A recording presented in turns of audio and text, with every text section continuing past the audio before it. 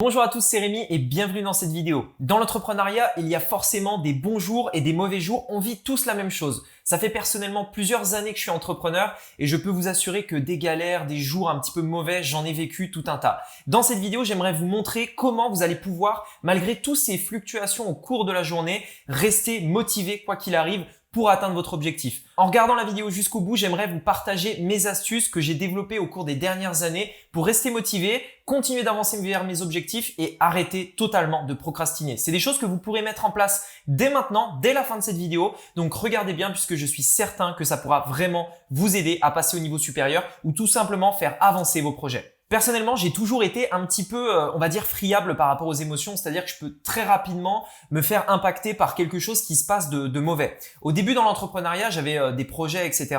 Et forcément, vous savez, au début, on se lance dans le projet et on voit que ce qui va bien. C'est-à-dire qu'on se dit, waouh, ça va être super, on va lancer ça, on va lancer ça, on va faire ci, on va faire ça, etc.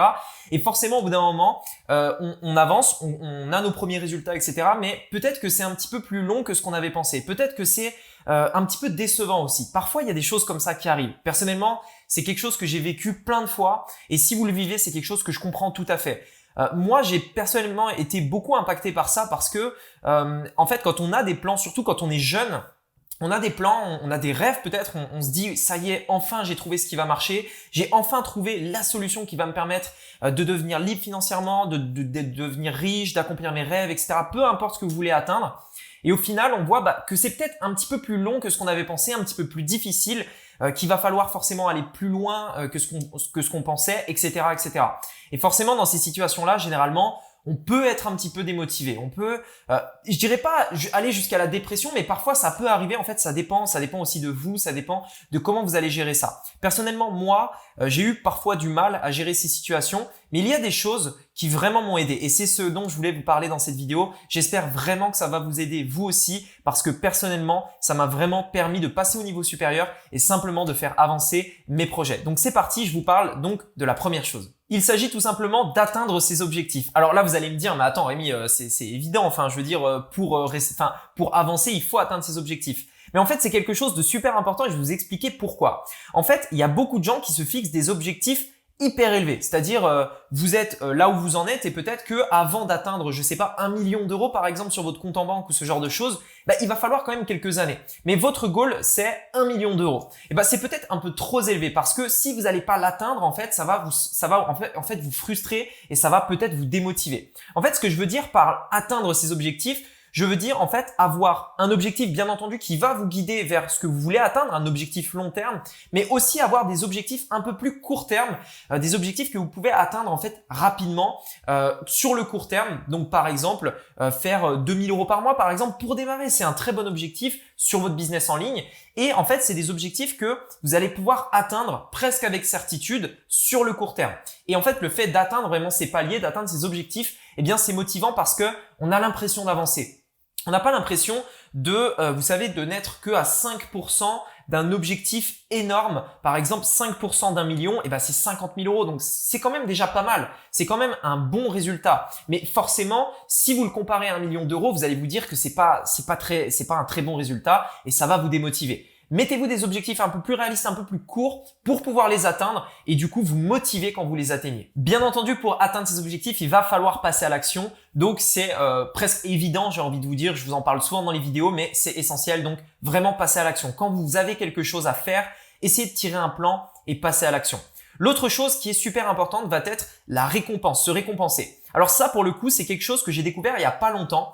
Personnellement, moi, j'ai toujours été un petit peu, vous savez, le genre de personne où quand on atteint son objectif, en fait, on n'est jamais satisfait. C'est-à-dire que j'avais des objectifs, donc je me disais, allez, ce mois-ci, par exemple, c'est 1000 euros, puis après, quand j'ai atteint les 1000, c'est 2000, 3000, etc. Et en fait, à chaque fois que j'atteignais un objectif, c'était un objectif que je voulais depuis longtemps. Par exemple, je me souviens encore de l'objectif des 100 000 euros par mois. Je me disais, ouais, peut-être qu'un jour, je pourrais y arriver, peut-être que j'y arriverai, etc. Et en fait, le jour où je l'ai atteint, ça peut paraître fou, mais le jour où j'ai atteint ce résultat-là, en fait, je me suis dit, ok, super, on passe au suivant. Et en fait, à aucun moment, j'ai pris le temps, ne serait-ce que de fêter un minimum l'atteinte de cet objectif, le fait de me récompenser tout simplement. Aujourd'hui, systématiquement, quand je me fixe des objectifs pour rester motivé, en fait, je fixe également une récompense à la clé. C'est-à-dire que je vais pas me dire, l'objectif c'est 100 000 euros. C'est, par exemple, l'objectif c'est 100 000 euros par mois, mais quand je l'aurai atteint, je gagnerai ça, je gagnerai telle récompense. En fait, vous savez, c'est un petit peu l'image de la personne qui a un fil comme ça qui passe au-dessus de sa tête avec une carotte au bout et en fait c'est le fait de vouloir récupérer la carotte en fait qui la pousse à courir. En fait, elle peut pas l'atteindre parce que la carotte est un petit peu trop loin, mais ça lui donne vraiment envie de courir, d'avancer, etc. En fait, c'est un peu ça. Si vous voulez, quand vous avez une récompense, c'est plus que simplement un objectif. C'est une sorte c'est en fait quelque chose, une sorte d'appât. En fait, vous mettez un appât volontairement qui va vous pousser vraiment à aller de l'avant et qui va vous dire, ouais, si je l'atteins, je vais pouvoir me récompenser ça. Je vais pouvoir m'acheter un nouveau téléphone, un nouvel ordinateur, une nouvelle voiture, un voyage, etc., etc. Fixez-vous des récompenses, ça vous motivera d'autant plus. La troisième chose également qui est super importante, j'en ai déjà parlé un petit peu juste avant, mais ça va être de se fixer des paliers. Comme je disais tout à l'heure, si vous voulez atteindre 1 million d'euros par exemple pour votre entreprise, eh bien d'abord atteignez les 100 000, puis ensuite les 200 000, puis les 300 000, etc., etc. Dans l'idée en fait, quand je dis ça, c'est super important parce que peut-être que vous avez envie de vous comparer à votre mentor qui est peut-être 10 marches avant vous.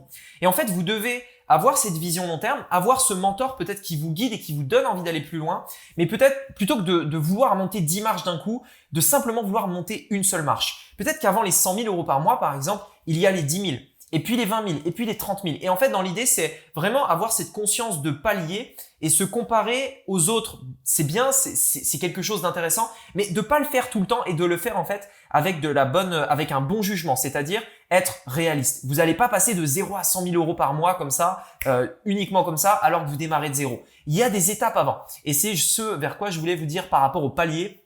Mettez des paliers.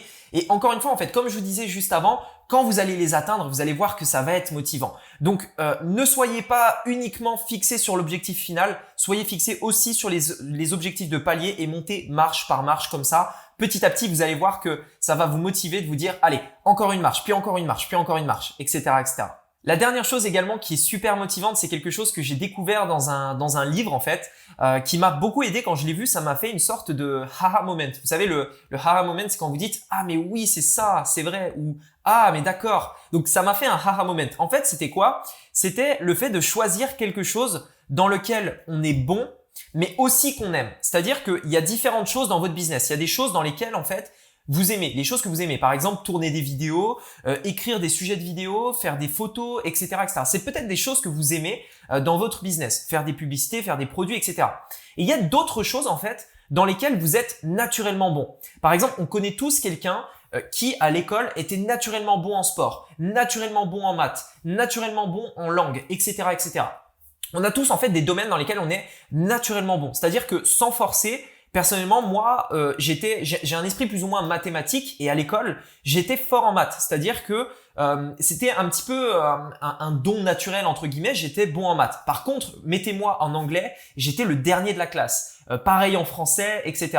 À l'inverse, il y avait des gens qui étaient vraiment pas bons en maths, mais qui étaient très bons en français, en anglais, etc.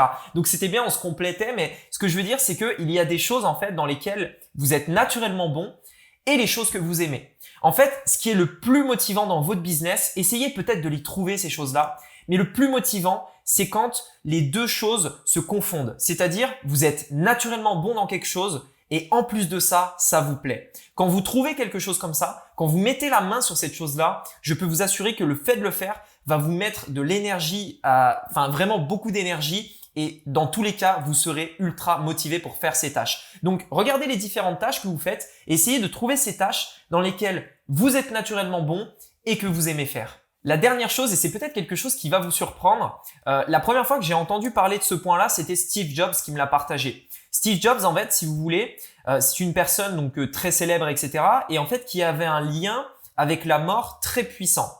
C'est-à-dire que Steve Jobs, en fait, il a eu un cancer, il est mort de ça plus ou moins jeune, je crois qu'il avait même pas 50 ans si je me trompe pas. Et en fait, à la fin de sa vie, il avait un lien très fort avec la mort. C'est-à-dire que même tout au long de sa carrière, c'est-à-dire qu'il avait conscience en fait que la vie était courte et que étant donné que la vie est courte, il faut se bouger. Et on n'a pas 1000 ans en fait. Il faut vraiment passer à l'action. On peut pas se permettre d'attendre 10 ans pour pouvoir lancer les projets qu'on a envie de lancer. Il faut le faire maintenant. Et avoir conscience de ça en fait, ça permet de vous motiver. Regardez peut-être le discours de Steve Jobs qu'il avait fait lors d'un rassemblement d'une université. Je crois que c'était la remise de diplôme. Il me semble que c'était Stanford, si je me trompe pas. Vous irez voir, c'était un discours justement où il parlait de ça. C'était, je crois, l'une des premières fois où il a annoncé qu'il avait publiquement un cancer et que les médecins lui avaient donné 1 ou 2 ans à vivre, quelque chose comme ça.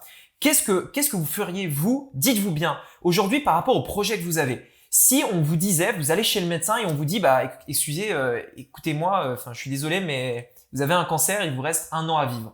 Qu'est-ce que vous feriez? Comment vous seriez motivé? Comment vous passeriez votre temps? Est-ce que vous resteriez par exemple dans Netflix ou est-ce que vous seriez motivé à faire ce que vous avez envie de faire? Les choses qui vous plaisent et faire avancer vos projets. Il y a autre chose aussi, j'aimerais mettre une nuance par rapport à ça. Parce que ça peut parfois en fait faire l'effet inverse. Le fait de se dire oui on a peu de temps c'est motivant. Mais peut-être aussi que le fait de se sentir qu'on a peu de temps peut nous faire en fait ressentir qu'on est en retard. Et je vous dis ça parce que c'est personnellement quelque chose que j'ai moi-même beaucoup vécu. Quand on est sur Internet, particulièrement sur YouTube ou sur d'autres plateformes comme ça, on peut voir tout un tas de gens, des success stories, des gens qui généralement on se compare aux personnes de notre âge. Des gens qui ont notre âge et qui ont des succès bien mieux que les nôtres, plus rapides, ils sont mieux, ils sont plus jolis que nous, ils ont plus de succès, ils ont plus d'argent, ils ont la vie qu'on a envie d'avoir au même âge que nous. Et souvent en fait, on se dit qu'est-ce que j'ai fait en fait ces dernières années? C'est-à-dire que pourquoi cette personne a le même âge que moi et elle en est là alors que moi je suis là? Est-ce que je suis en retard? Est-ce que c'est peut-être trop tard, etc. Et en fait, cet effet en fait de se dire la vie est courte peut avoir cet effet inverse en se disant mince, c'est trop tard, j'ai plus le temps. Et en fait, ce à quoi j'aimerais mettre une nuance que Gary Vee a apporté dans un de ses posts Instagram et j'ai trouvé super, du coup j'ai voulu le partager dans cette vidéo. Gary Vee dans son post, il met « Lorsque j'avais 14 ans, 41 ans me semblait la mort. » Puisque en fait, il a 41 ans aujourd'hui à l'heure où je tourne cette vidéo, donc il dit ça. Lorsque j'avais 14 ans, 41 ans me semblait être la mort. Mais lorsque vous avez 41 ans et que vous réalisez que vous vous sentez exactement comme vous étiez avant, comme quand vous aviez 14 ans, alors vous commencez à être patient. Et en fait, il explique ça. Il explique qu'en fait, quand on est jeune, on a vraiment ce sentiment que, par exemple, dans 20 ans, dans 30 ans, on n'aura plus du tout l'énergie qu'on a aujourd'hui, que vraiment on sera en fait des locs entre guillemets. Et en fait, il précise que à 41 ans, en fait, il se sent exactement comme quand il était jeune, comme quand il avait 20 ans, 25, 26, etc. Et en fait, c'est juste mettre cette nuance entre oui, le temps est court et il faut se bouger, c'est important, mais aussi de se relativiser et de dire soyez patient. Soyez patient, faites les choses bien, faites-les bien parce que même à 41 ans, même à 50 ans, même à 60 ans, vous aurez toujours l'énergie d'avancer, vous aurez toujours l'énergie de bouger en fait dans la vie et de faire avancer vos projets tout simplement. Donc vous serez toujours motivé. Pour conclure donc cette vidéo, le juste milieu c'est le juste milieu entre il faut être rapide et il faut être patient. Écoutez, j'espère que cette vidéo vous a plu. Si c'est le cas, dites-le moi dans les commentaires et dites-moi également si vous avez vous aussi une astuce pour rester motivé. Si vous souhaitez également savoir comment je gagne ma vie aujourd'hui sur Internet qui me permet justement d'être totalement libre financièrement, libre géographiquement, en fait de profiter de tout ce que j'ai envie de faire. Et d'ailleurs, c'est ça qui me motive parce que avec ce business-là, le business en ligne, j'ai le temps de faire les choses que j'ai vraiment envie de faire. La liberté en fait financière m'apporte aussi la liberté de mon temps et je peux passer du temps avec les gens que j'aime vraiment. Et dans cette formation, je vous montre comment j'ai fait. La stratégie qui à mon sens fonctionne uniquement aujourd'hui. Il y aura 3 choses. Vous allez voir concrètement comment en fait comment avoir des clients et comment faire en sorte qu'ils vous rapportent 3 fois plus que chez la concurrence. Vous verrez concrètement comment mettre en place ça vous-même sans avoir besoin d'une équipe, d'une agence marketing ou quoi, et ce en quelques minutes. Donc vous verrez que ça devrait vraiment vous faire des haha moments justement. Et dans une dernière partie, vous verrez comment attirer du trafic vers votre business en ligne. Tout est expliqué dans la formation qui est gratuite. C'est le premier lien dans la description. Merci beaucoup d'avoir regardé cette vidéo. Je vous invite à vous abonner à la chaîne et à me mettre un like. N'oubliez pas d'activer la cloche des notifications également puisque sinon vous ne serez pas tenu informé des prochaines vidéos. Merci beaucoup, on se dit à très bientôt. C'était Rémi, à bientôt. Ciao.